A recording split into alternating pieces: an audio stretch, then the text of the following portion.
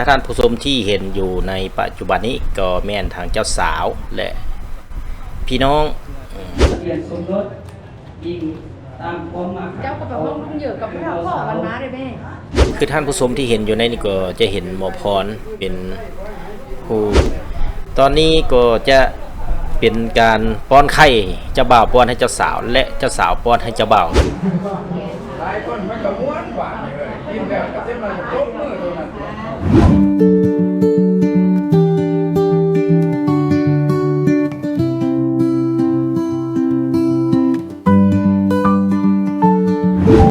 สบายดียินดีต้อนรับเข้าสู่ช่อง YouTube สวัสดิ์บรรณามื้อนี้ทีมงานช่อง YouTube สวัสดิ์บรรณาจะนำพาท่านผู้ชมไปรับชมงานดองลานสาวของข้าพเจ้าเองที่บ้านโซกคำเมืองไซเศรษฐะนครหลวงเวียงจันทน์บรรดาท่านผู้ชมที่เห็นอยู่ในปัจจุบันนี้ก็แม่นทางเจ้าสาวและพี่น้องได้หมู่คู่ก็ได้กะเกียมแต่งตัวเพื่อจะได้สมเจ้าบ่าวเจ้าสาวเข้าพาขวัญนี่คือท่านผู้ชมเห็นนี่ก็เป็นเจ้าสาวซึ่งเป็นหลานของข้าพเจ้าเองกำลังกะเกียมในมือเข้าพาขวัญแต่งดองระหว่างเท้าสมพันธ์และนางสุขสครนันทวงศ์ก่อนจะไปติดตามพระสมก็ขอฝากกดไลค์กดติดตามกดกระดิ่งแจ้งเตือนในช่อง YouTube สวัสดิ์บรรณาด้วยดีเสมอมาเด้อท่านผู้ชมเพื่อจะให้คลิปวิดีโอใหม่ๆมาให้ท่านผู้ชมได้รับชมในตอนต่อๆไปบานนี้ก็จะนำพาท่านผู้ชมออกไปเบิ่งจุดพาขวัญที่เพิ่นได้กะเกียมอยู่ในนี่ก็คือจะเห็นกะเกียมพาขวัญเป็นที่เรียบร้อย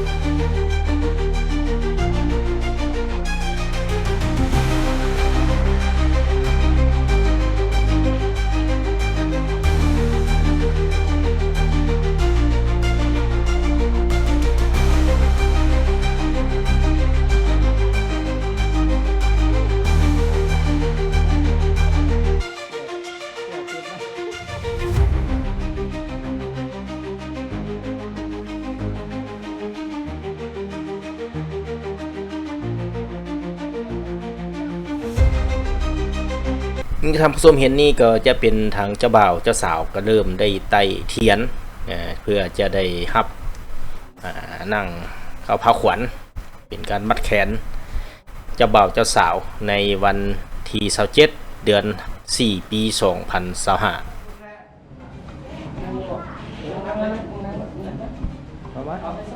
อาเลยเข้าพี่บอกเข้าไปเลยเจ้าก็ไปนำเข้าขึ้นเลย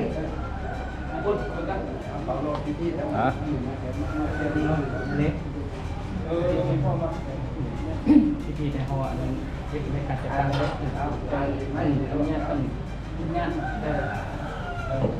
เอาคนอื่นยันการจัดตั้งเท่าแก่ลูกตายิงตามกฎหมายครอบครัวแห่งสปป.ลาวสมัครเลขที่ศูนย์ห้องวัดอยู่กับลงวันที่26ลงวันที่26เดือนเย็น28ว่าด้วยการจดทะเบียนสมรสยิงตามความมาเจ้าก็แบบว่ามันเยอะกับพระพ่อวันมาเลยแม่ต้องเยอะกับพ่อมันยั่งยืนจากการจัดตั้งขั้นพื้นฐานเห็นว่าถูกต้องตามเงื่อนไขโรงเรียนทฤษฎีการเมืองกองทัพตกลง ออกไปอนุมัติสั่ง เข้าไปเลย อนุมัติให้สหาย สัมพุทธัสสะนะโมตัสสะภะคะวะโตสัพพะภาพร้อมทุกสิ่งทุกอันคุณเป็นดีพ่อแม่ทั้งเฒ่าแก่แน่ตายายฝนหวยหำปีใหม่ฟ้าห้องหำเดือนสามว่ามาเยอะควันเอ้ย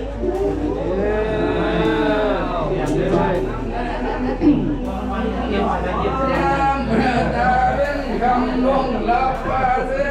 งยามเมื่อตาเป็นแสงลงลับฟ้าใหม่ให้ควันนั่งมาเดียมนางยาสาเมเจ้าเอ็มสวมตาของหาทั้งภาคาสายเพได้ส่วนเสือลาสามีเขียวเหือปากเซลไม้แดงควันจอมแป้งให้เจ้าเข้ามาเทียมกูทั้งควันเจ้าผู้อยู่ฝากฟ้าแดนไกลขวัญเจ้ายังอะไรถึงสู่เก่าขอให้มาสามือดีวันนี้มาเยอะขวัญ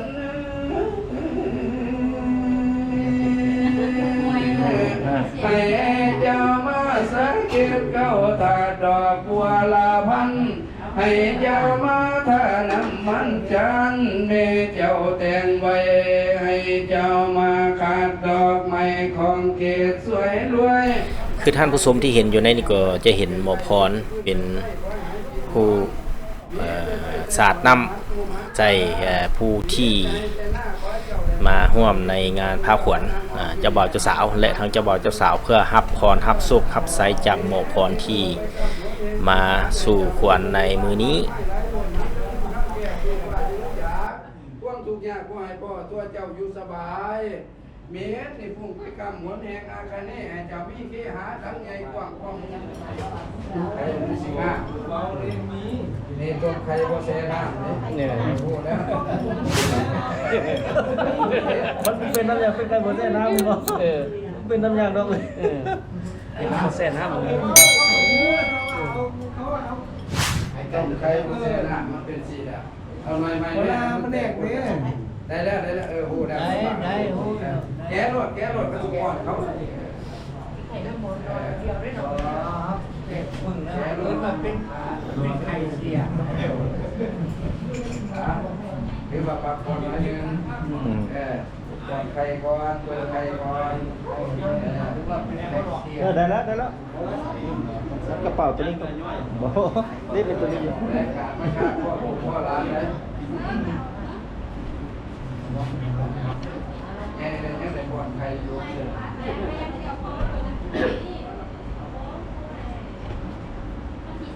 สัญญาเป็นไก่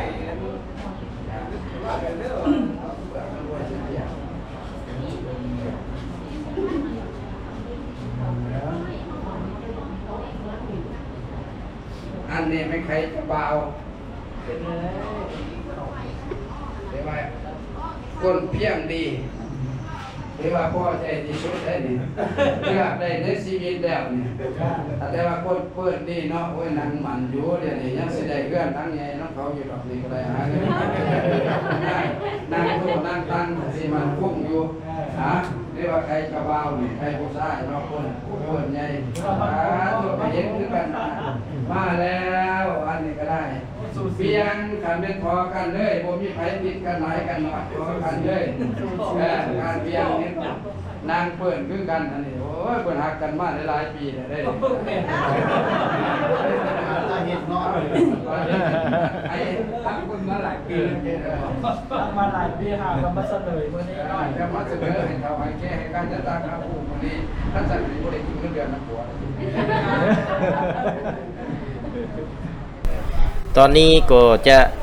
เป็นการป้อนไข่เจ้าบ่าวป้อนให้เจ้าสาวและเจ้าสาวป้อนให้เจ้าบ่าวคือท่านผู้ชมเห็นอยู่ในนี้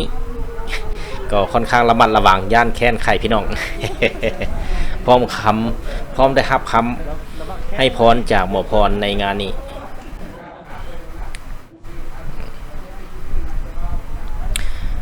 ภายหลังที่ได้รับพรจากหมอพรแล้วทางหมอพรก็จะได้แนะนำให้ทางเจ้าบ่าวเจ้าสาวยืนและจะมีการหมุนตัวไปทิศทางใดก็ใจอิงฟังตามหรือว่าฟังคำเว้าของหมอพรจะได้บอกจะหมุนซ้ายหรือหมุนขวา ว่าแล้วพี่บริเทียนเอง นั่งลงเดี๋ยวมันแขนนั่งลงวันนี้เอาโอ้ใส่ไฟเพื่อทั้งนาวันนี้เอาตัวนี้เอาวันนี้เดินหันเป็นว่าเจ้าพูดเขามามันเดี๋ยวผู้เฒ่าผู้แก่เขามามันจับให้เพื่อนเด้อจับให้ด้วยธรรมดาเอาแม่ขันคุณกับคนนี้ใส่คุณใส่เงินโม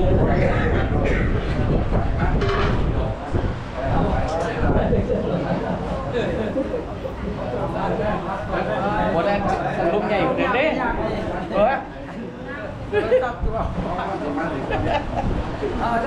มันบ่ได้ยินอย่างเลย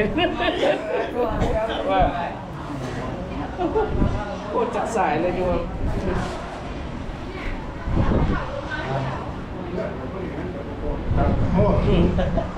ดูน้องป้าด้วยเนี่ยดูไปย้อนเลยโอ้เป็นน้ำเท่าเนาะเป็นน้ำเท่าเป็นน้ำเท่าเป็นน้ำเท่าเป็นน้ำเท่าเดี๋ยวไว้เดี๋ยว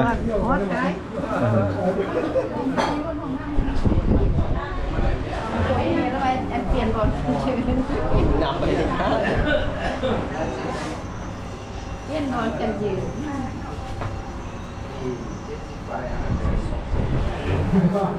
หลายคนมันก็ม้วนหวานเลยกินแล้วก็เต็มเลยยกมือตรงนั้นเหมาะเนาะ น้ำมวยกันทอง ภายหลังที่สำเร็จพิธีในการให้รับคำพรจากหมอพรแล้วบัดนี้ก็จะมีพ่อแม่อ้ายเอ๋ยน้องปู่แม่ย่าแขกที่มาร่วมในงานดอกมื้อนี้ก็จะได้มีการมัดแขนให้ทางเจ้าบ่าวเจ้าสาวเพื่อเป็นสิริมงคลให้แก่การสร้างครอบครัวใหม่ในครั้งนี้ด้วย คือท่านผู้ชมเห็นอยู่ในนี้ก็จะมีหลายคนก็ได้มาแล้วก็ได้มัดแขนเพื่อให้เจ้าบ่าวรับโชครับไสในงานวิวาห์มื้อนี้ก็จะคือท่านผู้ชมเห็นอยู่ในปัจจุบันนี้ก่อนอื่นก็ต้องขอขอบใจ FC น่าฮักทุกคนที่ให้การสนับสนุนช่อง YouTube สวัสดิ์บรรณาด้วยดีเสมอมาเด้อท่านผู้ชมเพื่อจะได้รับคลิปวิดีโอใหม่ในเมื่อทีมงานช่อง YouTube สวัสดิ์บรรณาจะสรรหาสร้างสรรค์มาให้ท่านผู้ชมได้รับชมในตอนต่อๆไป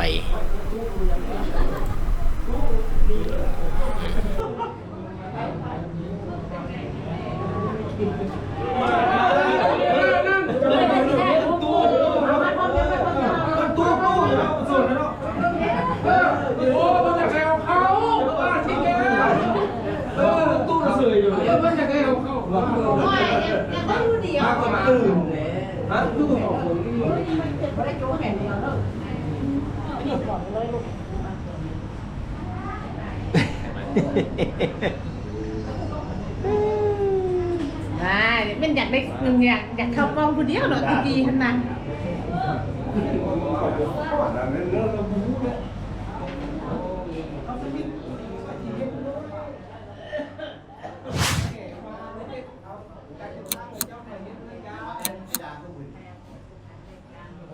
บ่ได้มา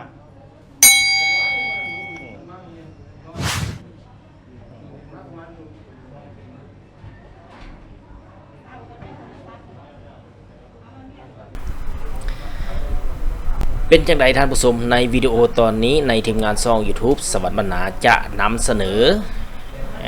ในงานมัดแขนคู่สมรสใหม่ระหว่างท้าวสมพันธ์และนางสุสครนันทวงศ์เพียงสำนิในตอนนี้ในตอนต่อไปจะนำพาท่านผู้ชมไปรับชมใน